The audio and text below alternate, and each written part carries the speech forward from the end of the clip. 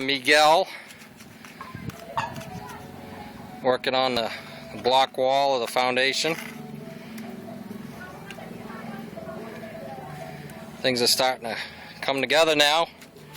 All the demolition is done, the footing has been poured.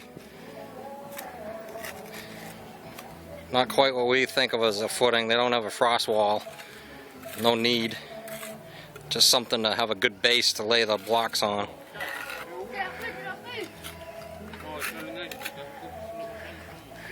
So we had women, children, young and old adults all bringing the block up the hill. 5-10 minutes, all that whole pile of block was up here. Even some old missionaries. Yeah, some old missionaries.